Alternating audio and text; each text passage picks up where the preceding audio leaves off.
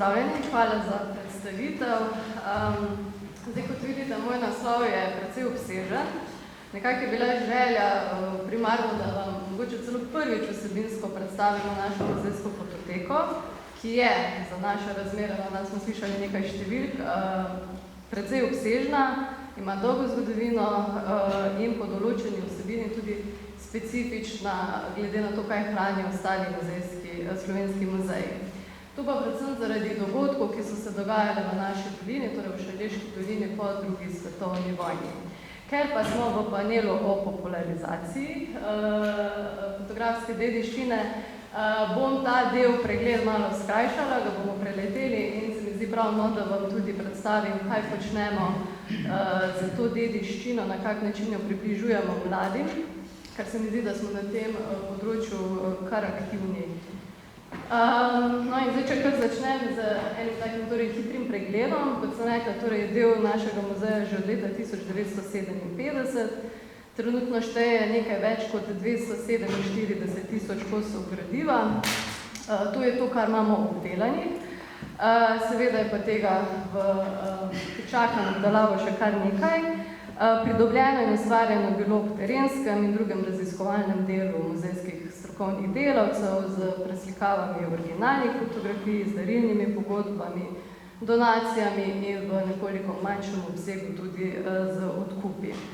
Zbiralna politika fotografskega gradiva v bistvu nekako sledi zbiralni politiki muzeja, ki pokriva svojim delovanjem 3 občine, občino Velenje, Šoštanj in Šmartno ob Paki.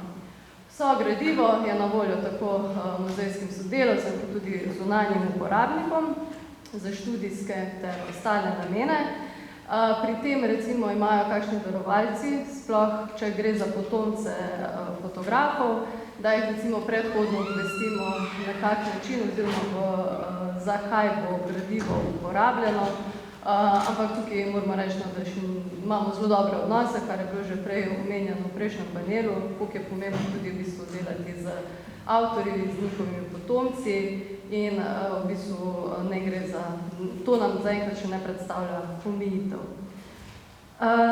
Zdaj, ker je naš muzej bil ustanovljen kot muzej slovenskih premogovnikov, posebno mesto v tej fototeki predstavlja tudi zbirka več kot 1000 črno-belih fotografij in 15 črno-belih razglednic na temo premogovništva Slovenije. Tukaj imate tudi naštete te premogovnike. Glede pa na ustvarjalce, pa delimo fotografije, ki so jih ustvarjali profesionalni fotografi v svojih študijih in ateljejih. V teh primerih gre predvsem za portretne fotografije in tukaj imate tudi nekaj naštetih in zdaj med temi naštetimi vidite, da je kar nekaj teh ateljejev lociranih v Celju. Imamo potem Šoštanj, Velenja pa v bistvu ni, kajti Velenje, prepričana sem, da bolj ali manj ste seznanjeni z njegovo zgodovino, ki se v bistvu začne, ne napačno se rekla, ne začne, ampak Velenje vse do konca druge svetovne vojne v bistvu trga.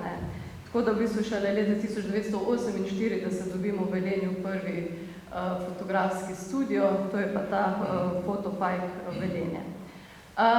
Tega gradiva je seveda količinsko veliko manj, veliko več pa imamo fotografij, ki so jih v bistvu ustvarili, bomo rekli, ljubiteljski fotografi.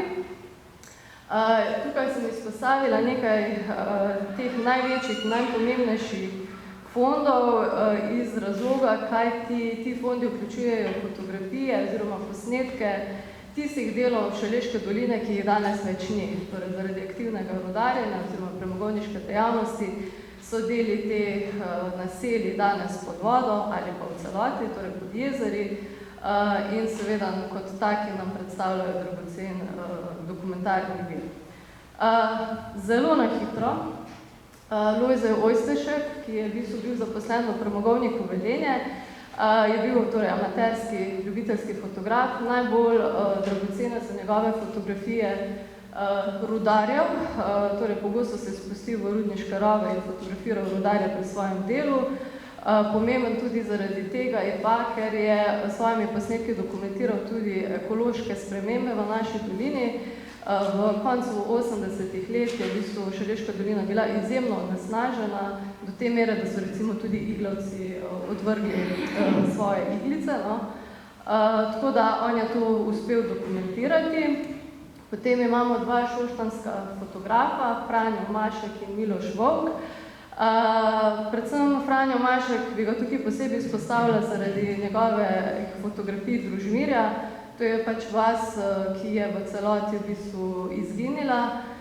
Tule na levi strani črno-beli fotografiji imate v bistvu torej še to vas Družmirje in vidite tak odsev, to je v bistvu nastanek Družmirskega jezera, ki je pa danes najgloblje jezero v Sloveniji in se tudi še poglablja.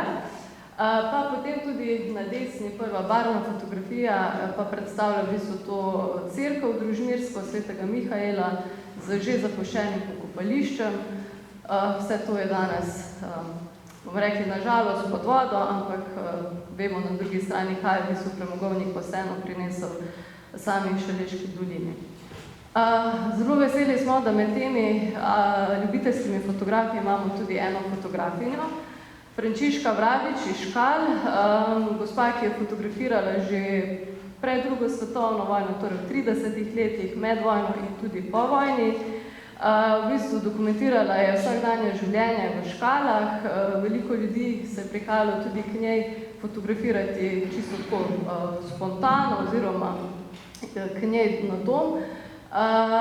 In v bistvu tudi s tem, ko je fotografirala recimo kmečka opravila, samo vas, je na nek način nehoteno ohranila spomin na škalski grič, na del Škal, ki jih pač tudi, ko sem že omenila, danes več ni.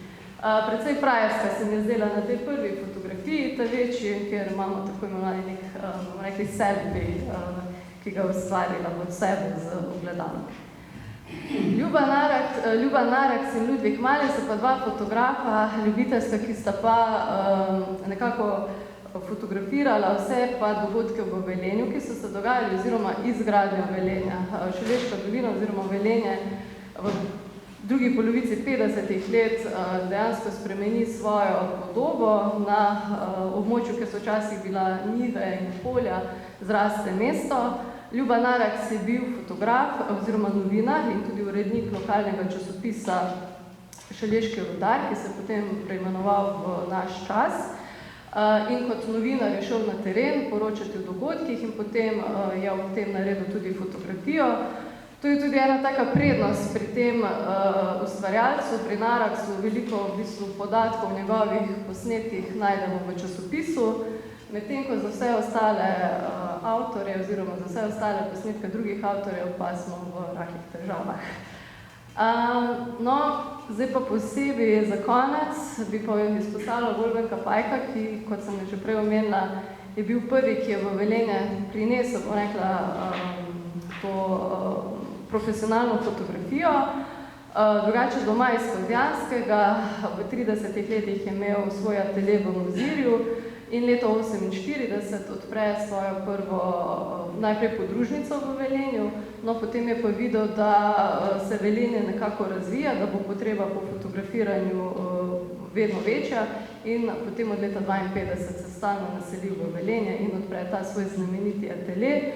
V bistvu fotografirajo pa vse, kar lahko pomislite, torej od gradnje Velenja do različnih obiskov.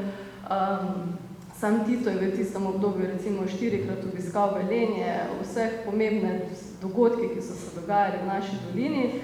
Poleg te sistematičnega in dokumentiranego fotografiranja pa je v bistvu bil zelo pomemben tudi portretni fotograf. V bistvu mislim, da skoraj da ni Velenčana, ko bom rekla prebivalca iz Šaleške doline, ki je živel v tistem obdobju, da ni vsaj enkrat vstopil v njegov atelje in v bistvu bil fotografiran. Zlasti je bil znan po teh fotografijah otrok ob rojstnem dnevu, potem tudi po poročnih fotografijah. Marsikateri informatorji so nam povedali, da ponovadi je bilo fotografiranje pri njem dlje časa trajalo kot sam obred poroke, ker je izjemno pazil na detajle in tako naprej. Če zaključim, naša fototeka se mi zdi, da je največja vrednost ravno v teh vseh spremembah, ki so se dogajale v naši dolini. Na ta način v bistvu ta pokrajina je spremenjena, je več ni in na podlagi teh fotografij kot pomembnega zgodovinskega vira nekako ohranjamo spomin na to. Tale del bi zdaj izpustila, mislim, da dobro muzealci dobro poznamo, ker bi se res raje skoncentrirala na to popularizacijo fotografske dediščine. V bistvu začeli smo pa z odprtjem stalne razstave Wolfganga Pajka, torej mi smo leta 2018 dobili od njegove žene tako fotografsko gradivo, kot tudi fotografsko opremo in s pomočjo te fotografske opreme smo postavili stalno razstavo, na kateri so predstavljeni postopki razvoja črno-bele analogne fotografije. In najbolj zanimiv del te razstave je temnica, ki je popolnoma funkcionalna.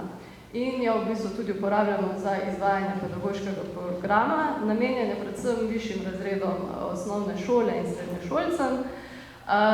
Zdaj pa konkretno, kako se lotimo tega dela z sodelavko Barbaro.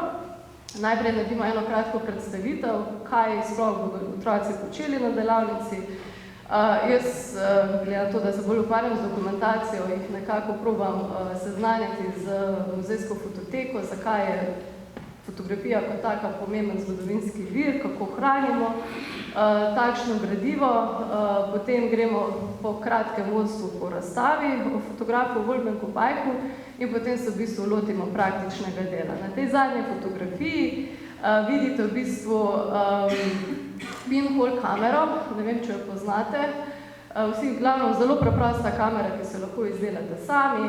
Na tej hrbtni strani je prilepljen fotopapir, na sprednji strani pokrovu pa imate eno tako malo luknjico, tako s šivanko, v bistvu naredita luknjica, ki je prekrita z črnim kartonom, zato da seveda svetloba ne uhaja notri v škatlo. Ko otroci izberejo motiv, potem odstranijo to zaščito in se potem svetloba skozi to luknjico projicira na fotopapir, pač motiv, ki so si ga izbrali. Glede na to, da smo locirani na prekrasnem Velenskem gradu, motivov ne zmanjka, tudi zelo pogosto se otroci kar odločijo za neke te arhitekturne motive gradu, pogosto pa tudi takole iz našega obzidja pogled na mesto.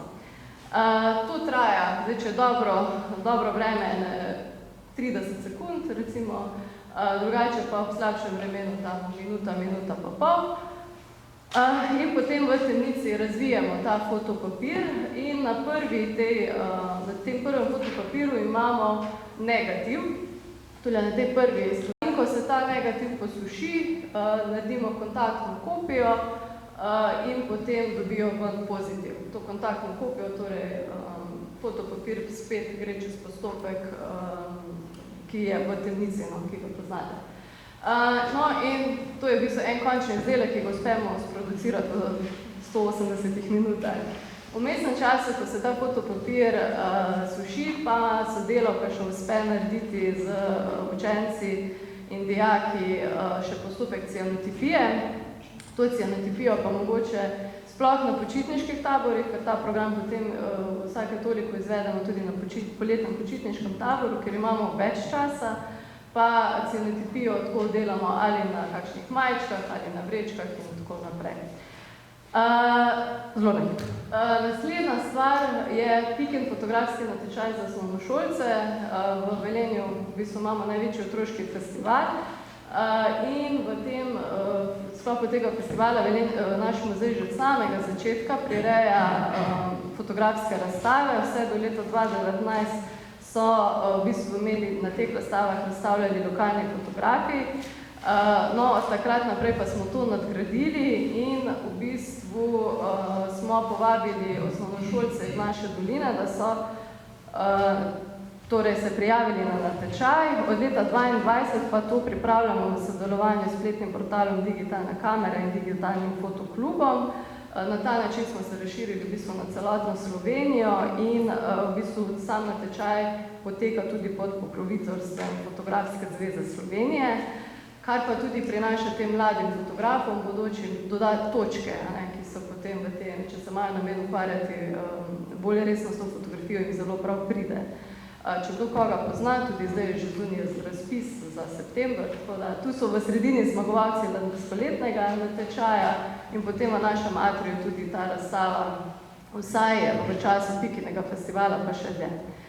No, in potem imamo še galerijo F-Bunker, to je ena izmed manjših naših enot, namenjena torej predvsem fotografskim razstavam. To gre pa za podhod, no, in v tem podhodu je tak notranji prostor za galerijo.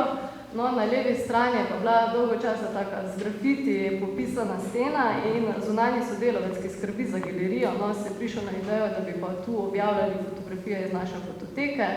Včasih imamo kakšno temo, včasih so pa kar tako po nekem navdihu izbrane. No, mi v muzeju smo imeli rahlo težavo, kajti kot vidite, na teh fotografijah ni nobenih podatkov. Ta ustvarjalec, naš Črt, ki skrbi za to, je nekako pa želi, da v bistvu ne ponudimo preveč informacij o fotografijah, ampak da se v bistvu ljudje, ki hodijo, ustavijo, pogledajo in tudi v bistvu padajo kakšno debato, kdo je na fotografiji, kdo je koga prepoznal oziroma kdaj je nareta. In za konec še praksa mladih fotografov v muzeju, zdaj že 4 leta v bistvu eno generacijo fotografov, dijakov, ki obiskujejo torej šolo za fotografskega tehnika v Celju. Pri nas končujejo to naše praktično izobraževanje, v bistvu seznanimo jih spet našo muzejsko fototeko z načini hrambe, fotografskega gradiva in dokumentacijo. V tem praktičnem delu pa tudi v bistvu fotografirajo naše dogodke in potem te fotografije nam nekako tudi predajo v hrambo. In ravno letos bomo imeli tudi njihovo eno razstavo teh 4 dijakov, ki so letos maturanti in nekako na ta način zaključili ta projekt. Tako da to bi bilo tako, vsega po manjem hitro.